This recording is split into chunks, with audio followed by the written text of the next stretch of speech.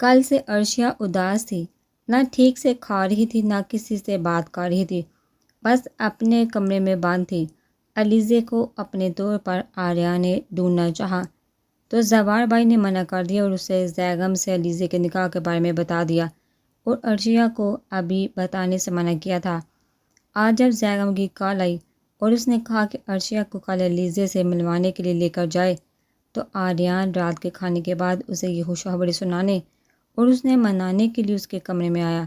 عرشی کمرے میں نیم اندھیرا تھا اور بیڈ پر کوئی نہیں تھا۔ عرشی کہاں ہو تم؟ آریان روم میں ادھر ادھر اسے دیکھنے کی کوشش کرنے لگا۔ باتھ روم کی بل لائٹ آف تھی۔ ابھی وہ ہاتھ بڑھا کر لائٹ آن کرتا جب ہی ایک تکیہ اڑتا ہوا آیا اور اس کے منہ پر لگا۔ اف! آریان ہڑبڑا گیا۔ اس نے جلدی سے لائٹ کے بٹن پر ہاتھ مارا، پورا کمرہ روشن ہو گیا۔ عرشیہ بیڈ کے نیچے بیٹھی تھی۔ آریان کو دیکھتے ہاتھ میں پکڑا ہوا تکیہ اسے وہیں سے پھینک کر مارا جس کے اس بیچارے کو کوئی خبر نہیں تھی، اور لائٹ آن ہونے کے ساتھ ہی دھڑا دھڑ ایک کے بعد ایک تکیہ کشن اس پر آ کر برسنے لگے۔ عرشی عرشی یار کیا کر رہی ہو؟ میری بات تو سنو، کیوں آئے ہو یہاں؟ نکلو میرے کمرے سے، مجھے تمہاری کوئی بات نہیں سننی۔ اب اس کے پاس آنکھوں سے دھکے دینے لگی۔ ارے میری ماں، میری بات تو سنو، مجھے کچھ نہیں سنا۔ کیسے اس دن روب دکھا رہے تھے، کیا میری غلطی تھی؟ آریہ نے اس کے دونوں ہاتھ پکڑ کے اس کی کمر سے لگائے اور ایک ہاتھ سے اس کی کمر کو پکڑا۔ اچھا اب بات سن لو، تمہاری لیے خوشخبری ہے، جلدی بولو منہ سے۔ بہت کو اس کی گرفت سے چھڑوانے کی کوشش کر رہی تھی۔ علیزے کا پتہ چل گیا ہے، آریہ نے اسے پکڑے ہوئے بتایا۔ کیا؟ کہاں؟ کب؟ کیسے؟ وہ بھی کہاں ہے؟ ایک سانس میں اس نے سارے سوال پوچھے۔ اب تو آریان سے خود کو چھڑوانا ہی بھول گئی تھی۔ تم سنو گی تو بتاؤں گا نا؟ ہاں ہاں ہاں میں سن رہی ہوں۔ چلو وہ آرام سے بیٹھ کر باتیں کرتے ہیں۔ وہ اسے ساتھ لے کر بیڈ پر آ بیٹھا۔ اب جلدی بتا بھی دو، کیا قیامت کا انتظار کر رہے ہو؟ آریان کو چپ دیکھا وہ بھڑک گئی۔ اچھا مجھے کیا ملے گا پھر؟ وہ آرام سے پیر لٹکا کے بیڈ پر لیٹا اور دونوں ہاتھ سر کے نیچے رکھ لیے۔ ٹھیک ہے، لے لینا نا تم جو چاہے۔ اس وقت اسے کچھ ہوش نہیں تھا۔ علیزے کے بارے میں سن کر اس کے سامنے بیٹھے اس کی منتیں کر رہی تھی اور آریان اس کا بھرپور فائدہ اٹھا رہا تھا۔ تو سنو پھر، علیزے زیغم بھائی کے ساتھ ہے۔ کوئی ٹریجڈی ہو گئی تھی علیزے کے ساتھ جس سے زیغم بھائی نے اسے بچایا۔ اب ان کے نکاح میں اور آرام سے ان کے گھر میں ہے، اور انہوں نے کہا ہے کہ میں تمہیں کل علیزے سے ملوانے کے لیے لے جاؤں۔ آریان کیا تم سچ کہہ رہے ہو؟ عرشیہ نے اس کی شرٹ کا کالر دونوں ہاتھوں میں پکڑ کر جھنجھوڑ دیا۔ وہ یہ سن کر خوشی سے پاگل ہونے لگی تھی۔ اس کی دوست مل گئی اور شادی بھی اس کے پیارے بھائی سے ہو گئی۔ ہاں سچ، آریہ نے اس کی کمر میں ہاتھ ڈال کے اسے خود پر گرا لیا۔ مگر اسے ہوش کہاں تھا؟ اچھا پھر ابھی علیزے سے ملنے چلتے ہیں نا؟ نہیں ابھی نہیں، اس کی کچھ طبیعت ٹھیک نہیں ہے، اس لیے آرام کر رہے ہیں، اور پھر ٹائم بھی زیادہ ہو گیا ہے۔ تمہیں کیسے پتہ چلا علیزے کا؟ زوار بھائی نے بتایا تھا۔ آریہ نے اس کے بالوں کی لٹ کو کان کے پیچھے کیا۔ اس کا چہرہ خوشی سے گلاب کی طرح کھل اٹھا تھا، اور اسے دیکھ کر آریان کا دل، وہ تو یہ بھی بھول گئی کہ اس سے ناراض تھی۔ چلو اب مجھے میرا انعام دو، اتنی بڑی خوشخبری سنائی ہے۔ چلو چائے بنا کر لاتی ہوں، تم بھی کیا یاد کرو گے؟ عرشیہ اٹھنے لگی جب آریہ نے واپس اس کو خود پر گرا لیا اور کروٹ بدل کر اس کو بیڈ پر لٹایا، خود اس پر جھکا۔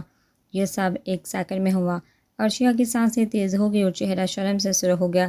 اس نے نظریں جھکا لی۔ مجھے چائے کی نہیں، چاہ کی ضرورت ہے، آریہ نے خمار بڑے لہجے میں کہا۔ اس کی گرم سانسیں عرشیہ کا چہرہ جھلسائے دے رہی تھی۔ آریان جانے دو، عرشیہ نے بڑی مشکل سے کہنا چاہا جب ہی آریہ نے اس کے ہونٹوں پر انگلی رکھ دی۔ شش، اس وقت بس محسوس کرو عرشی، میری پیار، میری محبت کو۔ اس نے عرشیہ کے ماتھے پر اپنے پیار کی مہر ثبت کی، پھر باری باری دونوں آنکھوں پر اپنے دہکتے ہوئے لب رکھ دیے۔ عرشیہ نے اپنی آنکھیں بند کر لی، دل کی دھڑکن تیز ہو رہی تھی۔ اسے تو یاد ہی نہیں تھا کہ وہ اس شخص کے نکاح میں ہے۔ ہر وقت لڑنا الگ بات ہے، مگر اس وقت عرشیہ کی جان حلق میں آئی ہوئی تھی، اور آریان کو تو کوئی ہوش ہی نہیں تھا۔ وہ اس کے ایک ایک نقوش کو بڑی محبت سے چھو رہا تھا۔ اسے شام میں جانا تو وائٹ ہاؤس ہی تھا، مگر ضروری میٹنگ اور آفس کے کام کی وجہ سے وہ رات تک مصروف رہا۔ رات کو وہ وائٹ ہاؤس آنے کی بجائے اپنے دوسرے بنگلے پر آ گیا، جہاں کون سے لوگ آ کر رکتے تھے۔ اس کا دل بہت بے چین تھا، ایک پل کے لیے بھی سکون میں نہیں آ رہا تھا۔ شاید صبح سے علیزے کو نہیں دیکھا، اس لیے فون پر ہی اس نے گل جانا کو علیزے کے لیے ہدایت دے دی تھی۔ جبکہ دوسری طرف گل جانا اسے بتانا چاہتی تھی کہ اس کی غیر موجودگی کا فائدہ اٹھا کر علیزے نے اس کی بات کو کوئی اہمیت نہیں دی۔ اس نے اپنے خودسری اور ضد میں کھانا بھی نہیں کھایا تھا اور اسے مستقل بھوک، ٹینشن، ڈپریشن کی وجہ سے شام سے تیز بخار میں مبتلا تھی، اور اب تو کمزوری سے اس کی آنکھیں بھی نہیں کھل رہی تھی۔ وہ مکمل بے ہوش تھی۔ روتی ہوئی گل جانا یوسف کے پاس چلے گئی۔ بابا تم کچھ کرو، ہان کو فون کر کے بتاؤ بی بی کی حالت بہت خراب ہے، اگر بی بی کو کچھ ہو گیا تو ہان ہم کو جان سے مار دے گا۔ اس کا خوف اور رونا دیکھ کر یوسف خان جو گارڈ کے فرائض انجام دیتا تھا وہ بھی گھبرا گیا۔ اس نے گل سے ہان کا نمبر لے کر انہیں فون کیا، تب اس کی اطلاع پر وہ داڑا تھا۔ کیا کہہ رہی ہو یوسف خان، اور تم مجھے اب اطلاع دے رہی ہو؟ وہ غصے اور جنجلاہٹ میں اس پر چیخا تھا۔ جب ہی اس کا دل اتنا بے چین تھا، نہ جانے کیا حالت ہوگی علیزے کی۔ فوری طور پر اس نے اپنی فیملی ڈاکٹر کو فون کر کے وائٹ ہاؤس پہنچنے کی تاکید کی، اور پھر خود بھی بھاگتے ہوئے نیچے آ کر گاڑی نکالی اور تیزی سے وہاں سے نکلتا چلا گیا۔ اس وقت رات کے 2 بج رہے تھے، اور ورنہ اسے اپنی جان کی پرواہ تھی۔ تا دشمنوں کا ڈر اس کی گاڑی فل سپیڈ سے وائٹ ہاؤس کی طرف بڑھ رہی تھی۔ سنسان روڈ کی وجہ سے وہ جلد ہی وائٹ ہاؤس پہنچ چکا تھا۔ آدھے گھنٹے کا راستہ اس نے 15 منٹ میں طے کیا تھا۔ پیچھے اس کے گارڈ کی گاڑی بھی رکی۔ شیرحان ایک پل کے لیے بھی اپنے ہاتھ سے غافل نہیں ہوتا تھا۔ ڈاکٹر گردیزی اب تک نہیں آئے تھے۔ اس نے کمرے میں آ کر بے ہوش پڑی علیزے کو دیکھا، جس کا چہرہ بخار کی شدت سے سرخ ہو رہا تھا۔ اس نے نرمی سے اس کا چہرہ چھوا تو تشویش و پریشانی سے اسے جھنجھوڑ دیا۔ علیزے تمہیں کچھ نہیں ہو سکتا، تم یوں آسانی سے میری زندگی سے نہیں نکل سکتی۔ وہ پاگل بنا اسے جگانے کی کوشش کر رہا تھا، جو اس کے بازو میں بے جان سی پڑی تھی، جسے دیکھ کر زیغم کی اپنی جان نکل رہی تھی۔ تبھی دروازے پر دستک ہوئی تو وہ ہوش میں آ کر دروازے کی طرف بڑھا۔ ڈاکٹر گردیزی آ چکے ہیں، ملازم انہی کی اطلاع دینے آیا تھا۔ ڈاکٹر نے علیزے کو چیک کر کے فوری طور پر 2 انجیکشن لگائے، اور ڈرپ بھی کمزوری کی وجہ سے لگائی، جسے ختم ہونے پر چینج کرنا ضروری تھا، جس کی ذمہ داری زیغم خان نے خود لی تھی۔ اب بالکل بھی کسی پر بھروسہ نہیں کرنے والا تھا وہ علیزے کے معاملے میں، اور 3 گھنٹے بعد ڈاکٹر کی ہدایت کے مطابق اسے دوائی بھی دینی تھی۔ اس لیے زیغم خان کا اب سونے کا ارادہ نہیں تھا۔ اس نے ڈاکٹر کے جاتے ہی گل جانا کی خبر لی۔ صاحب ہم کیا کرتا، بی بی ہمارا بات سنتا ہی نہیں تھا، ہم کو معاف کر دو۔ اس کے غصے کے خوف سے وہ لرز رہی تھی، اس کے آنسو تواتر کے ساتھ گالوں پر بہہ رہے تھے۔ اس گھر کو ایک ذمہ دار ملازمین کی ضرورت ہے، تمہاری طرف غیر ذمہ داری کی نہیں۔ یوسف خان اسے کل ہی گاؤں چھوڑاؤ اور گلزری کو لے آنا۔ اس نے سختی کے ساتھ آرڈر سنائے اور کمرے سے باہر نکل گیا۔ 1 گھنٹے کے بعد ہی علیزے کے چہرے پر پسینہ آنے لگا۔ زیغم نے جھک کر اس کے چہرے کو ٹشو سے صاف کیا اور کمفرٹر اس پر ٹھیک کرتے اس کا ہاتھ ایک لمحے کو رک گیا۔ اس کے سوٹ میں اس کا دلکش سوگوار حسن مزید نکھر گیا تھا۔ زیغم کو جہاں اس سے اپنا سوٹ پہنے دیکھ خوشی ہوئی، وہاں اپنی کوتاہی کا بھی شدت سے احساس ہوا۔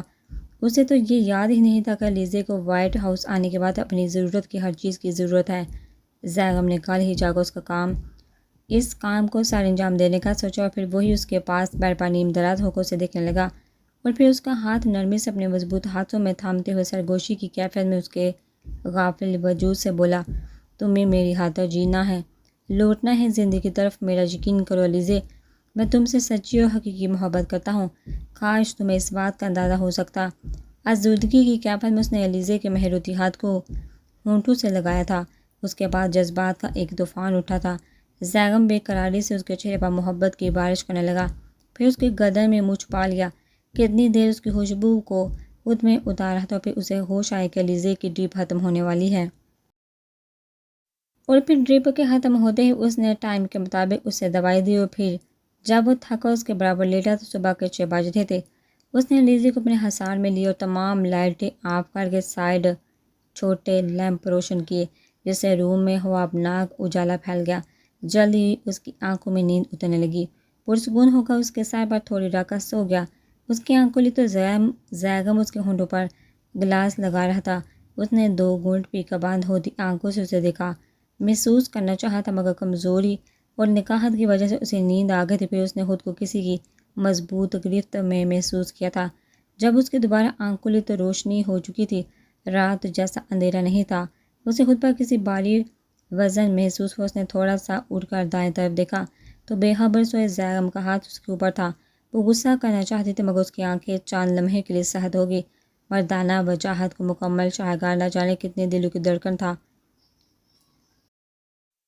کاہی کلر کے شلوار سوٹ میں وائٹ شال دائیں کندھے پر اپنے محسوس انداز میں لپیٹی ہوئی تھی۔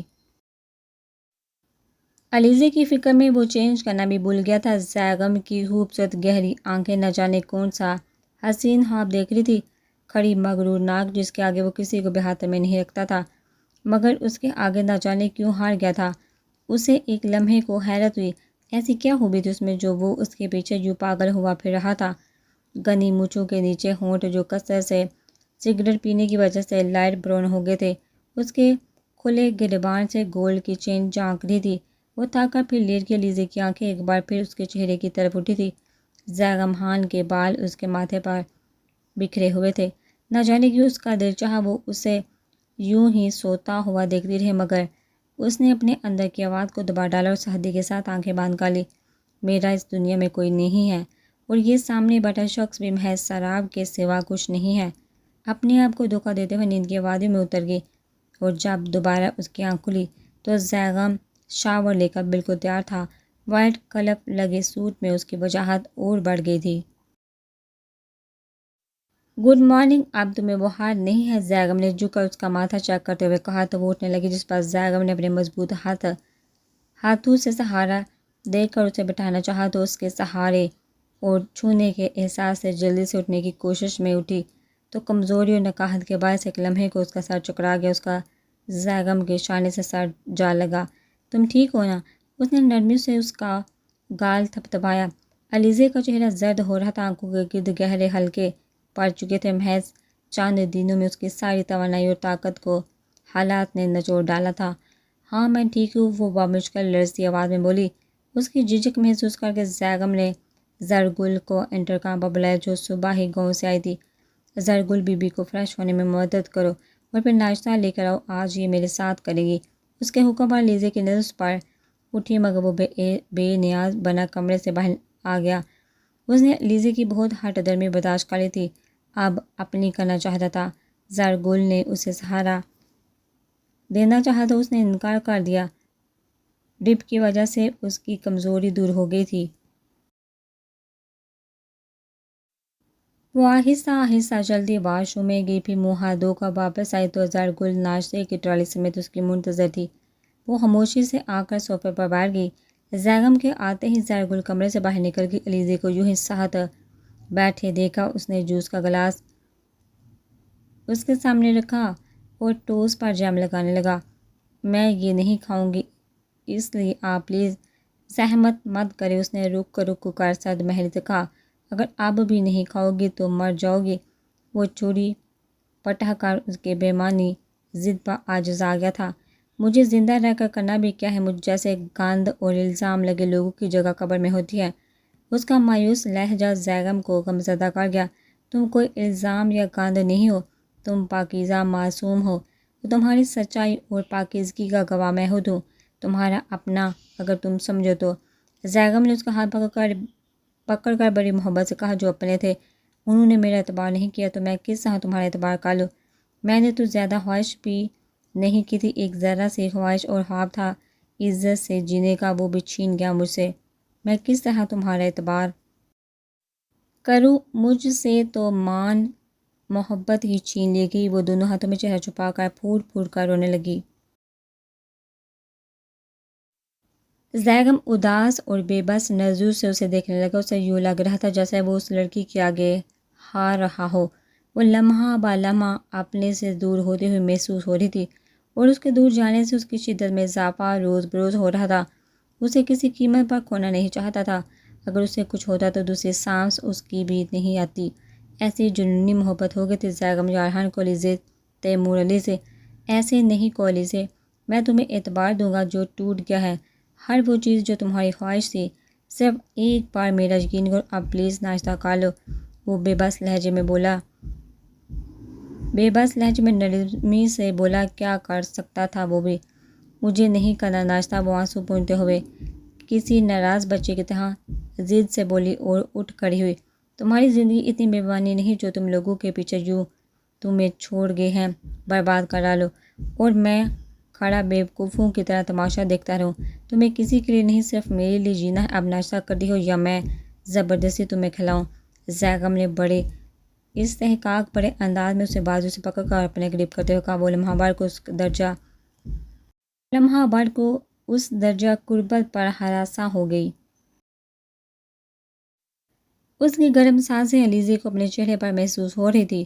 وہ تو اس رشتے کو بلائے ہی بیٹھی تھی جو ہاں کرتے ہی اس کے نام کے ساتھ جوڑا گیا تھا، اس کے وجود کا مالک بن گیا تھا۔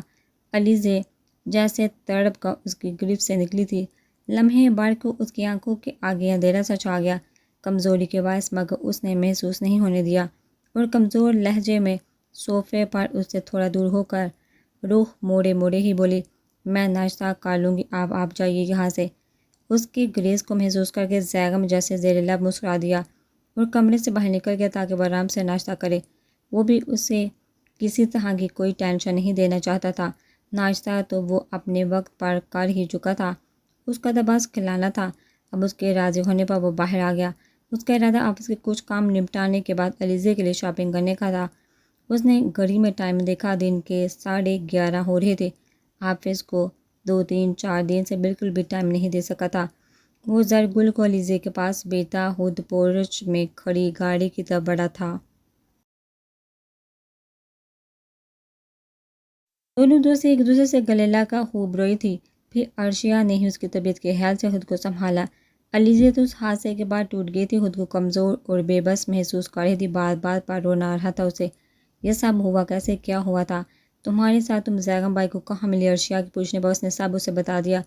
او مائی گاڈ، اتنا سب کچھ تمہارے ساتھ ہو گیا؟ تمہارے ماموں اور ان کی فیملی نے تمہیں ڈھونڈنے کی بجائے خود ہی غائب ہو گئے؟ عرشیہ کا مارے غصے کا برا حال تھا۔ نصرت بیگم نے کیا کیا فضول نہیں بولا تھا اس کے بارے میں۔ چھوڑو تم، میری قسمت ہی خراب ہے تو کوئی کیا کر سکتا ہے، علیزے نے مایوسی سے کہا۔ وہ زندگی سے بالکل ہی نا امید ہو گئی تھی۔ اس ہی وقت زرگل چائے لے کر آ گئی۔ بی بی صاحب ہاں نے کہا تھا کہ آپ کو باہر لان میں لے جاؤں۔ جب عرشیہ بی بی آئیں، عرشی کو وہ جانتی تھی، زوال کے ساتھ وہ فارم ہاؤس آتی رہتی تھی اور زرگل پہلے وہیں ہوتی تھی جب زیغم وہاں ہوتا تھا۔ تم چلو ہم لوگ آتے ہیں، علیزے سے انکار کرنے ہی والی تھی جب عرشیہ بول اٹھی۔ چائے پی کر وہ لوگ باہر آ کر جھولے پر بیٹھے۔ علیزے کو جہاں کا بہت بہتر محسوس ہو رہا تھا۔ لان کسی پرستان کی طرح تھا، ہر طرح کے نایاب پھول تھے۔ چھوٹی سی مصنوعی جھیل بنائی گئی تھی جس میں وائٹ بطخ تیر رہی تھی۔ پورے لان میں وائٹ ہی ٹائلز لگائے گئے تھے جو کسی کانچ کے پیس کی طرح چمکتے تھے۔ اونچے درخت، لان میں آنے کے لیے بینچ میں 4-5 سیڑھیاں بنائی گئی تھی۔ یہ گھر آبادی سے دور بنایا گیا تھا۔ اس پاس جنگل ہی جنگل تھا، اس لیے یہاں پر قدرتی خوبصورتی زیادہ تھی۔ عرشیہ کو آریان لینے آیا تو وہ اس سے مل کر باہر آ گئی۔ تمہارا کیا رہنے کا ارادہ تھا؟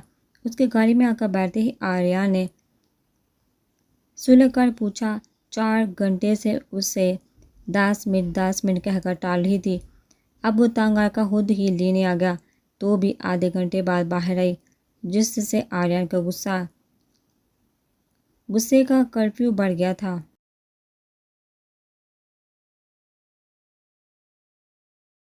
اب اتنی خوبصورت جگہ پر تم میرے لیے گھر بنا کر تو دینے سے رہے، اس لیے دوسروں کی چیزوں سے دل بہلانا پڑتا ہے۔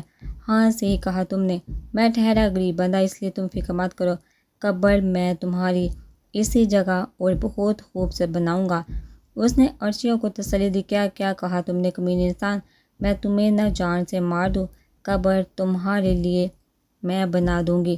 دونوں ہاتھوں سے اسے مارتے ہوئے بولے، ارے ارے رکو یار، کیا کر رہی ہو، گاڑی چلانا مشکل ہو رہی ہے، دیکھو گاڑی رک گئی تو شیر آ جائے گا ہماری آواز سن کر۔ اس کے ایک منٹ کو ہاتھ نہ رکتے دیکھ آریان نے ڈرایا، کیا کہہ رہی ہو؟ اس کے ہاتھ ایسے رکے جیسے چابی والی گڑیا، جنگل میں شیر ہی آئے گا نا؟ سلیمان خان تو آنے سے رہا، اس پر تم گاڑی چلانے نہیں دے رہی ہو۔ آریان نے اپنی ہنسی روکی اس کی حالت دیکھ کر۔ یہ سن کر عرشیہ بی بی فوراً ملانی بن کی آنکھیں بند سربت بٹا اور دونوں ہاتھ آپس میں جوڑ کر منہ ہی منہ میں کچھ پڑھنے لگی۔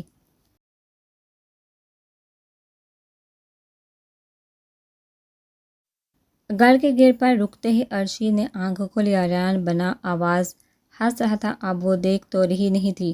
ویسے تم پڑھ کیا رہی تھی؟ وہ گاڑی سے باہر نکل ہی رہی تھی، اس نے پوچھا۔ عرشیہ کی حالت اب بھی خوفزدہ ہی تھی۔ وہ میں دعا مانگ رہی تھی، شیر آئے تو اسے میں نظر نہیں آؤں کیا؟ اور میں، میرا کیا؟ مجھے دیکھ لے چاہے۔ آریان کو تو صدمے سے برا حال تھا، تو اس کا گھر ہے، جنگل، آب، کسی کو تو وہ لے کر ہی جاتا، ساری دعائیں تو قبول نہیں ہوتی ایک ساتھ۔ اب آفس جاؤ، کیا گھور رہے ہو کام چور کہیں کے؟ یہ کہہ کر آریان کو سخت چھوڑ کر گھر کے اندر چلی گئی۔ کچھ سمجھ نہیں آ رہا، میں نے اسے ڈرایا ہے یا اس نے مجھے؟ وہ خود سے بڑبڑایا۔ 10 کروڑ اپنی جگہ بہت اہمیت رکھتے تھے، اور زیغم یارحا نے اتنی بڑی رقم صرف ایک طوائف کو حاصل کرنے کے لیے ضائع کر دی، اور اس پر نکاح بھی کر لیا۔ شیر علی خان، جسے ضمیر گل کی زبانی اس انکشاف انگاروں پر جا بیٹھے تھے جب سے زیغم نے کسی لڑکی کو پسند کر کے ان سے رشتے کی بات کی تھی، اس وقت سے وہ زیغم خان پر نظر رکھے ہوئے تھی۔ ضمیر گل کو انہوں نے زیغم یار خان کے وائٹ ہاؤس میں اس کے سارے معاملات کی خبر لینے کے لیے رکھا تھا، اس کے ذریعے ہی انہیں یہ بات پتہ چلی تھی۔ اب کسی زخمی شیر کی طرح دوڑ رہے تھے، لیکن زیغم خان کو اس مخبری کی خبر نہیں تھی، ورنہ وہ اب تک زندہ نہیں ہوتا۔ ہاں جی، اس لڑکی کا سودا خانہ بائی کے ہوا ہے، اور چھوٹے خانے کی رقم چیک کی صورت میں ادا کر کے لڑکی کے ساتھ اپنے خاص بنگلے میں شفٹ ہو گئے تھے۔ وہ لڑکی کون تھی؟ ان کا سوچوں میں ڈوبا ذہن سائیں سائیں کر رہا تھا۔ وہ تو زیغم کو غیر برادری میں شادی کی اجازت نہیں دے رہے تھے، کچا کہ کسی طوائف زادی کو خاندانی بہو تسلیم کر لیتے۔ انہیں ایسا لگ رہا تھا ماضی ایک بار پھر پلٹ کر آ گیا، لیکن اب تو سامنے ان کا اکلوتا بیٹا تھا جو اس خاندان کی آخری امید بھی تھا۔ اگر وہ باغی ہو گیا تو وہ کیا کریں گے؟ ان کے رگوں میں لہو کی جگہ جیسے غصہ انگارے بن کر دوڑنے لگا تھا۔ معلوم ہوا ہے کہ لڑکی خانم کی نواسی ہے اور بے انتہا حسین ہے، پہلی بار خانہ بائی نے ہی اسے متعارف کروایا ہے۔ وہ مؤدبانہ انداز میں جواب دے کر وہ سر جھکا کر کھڑا ہو گیا، جبکہ شبیر علی خان اس خبر کے بعد غصے اور بے چینی سے ادھر ادھر چکر کاٹ رہے تھے۔ انہیں بہت سوچ سمجھ کر قدم اٹھانا تھا۔ ہاں جی، اب میرے لیے کیا حکم ہے؟ مجھے وائٹ ہاؤس بھی پہنچنا ہے، چھوٹے خان میری غیر موجودگی میں کہیں مجھے فون نہ کر لیں۔ اس کے فکرمند انداز پر وہ سرد مہری سے بولے، جاؤ، اور کوئی نئی خبر ہو تو مجھے کال کر لینا۔ ان کا حکم ملتے ہی وہ رخصت ہو گیا، جبکہ وہ اپنی پریشانی میں گم ایسے ہی ٹہل رہے تھے کہ تیمور علی خان کے آنے کا بھی پتہ نہیں چلا۔ سلام لالا، مجھے آپ سے ضروری بات کرنی ہے۔ تیمور علی خان کا انداز سپاٹ تھا۔ ان کی آواز پر وہ چونکے اور پھر صوفے پر بیٹھ کر صوفے کی پشت پر ہاتھ پھیلائے ہوئے سگار کا گہرا کش لیتے ہوئے بولے، مجھے تم سے ضروری بات کرنی ہے، آؤ بیٹھو۔ زیغم بھی انہی راستوں پر چل پڑا ہے جن پر کبھی تم چلے تھے، لیکن وہ جانتا نہیں مجھے جب میں اپنی جان سے پیارے بھائی کو چھوڑ سکتا ہوں تو وہ کیا چیز ہے؟ اسے سمجھاؤ واپس چھوڑ آئے اس لڑکی کو جہاں سے لایا ہے، یا کچھ دنوں بعد چاہے تو، مگر اسے ہم اپنے خاندان کی بہو کبھی تسلیم نہیں کریں گے، اور اگر اس نے ہماری بات نہیں مانی تو ہم مجبوراً لڑکی کو حراست سے ہٹانا ہوگا ہمیں۔ تم سمجھاؤ اسے، کچھ ہاتھ نہیں آئے گا اس کا۔ وہ غرور سے بول رہے تھے، جیسے کسی انسان کے بارے میں نہیں جانور کی بات کر رہی ہوں۔ نسلی ہونا چاہیے، تیمور خان بہت افسوس سے ان کو دیکھ رہے تھے۔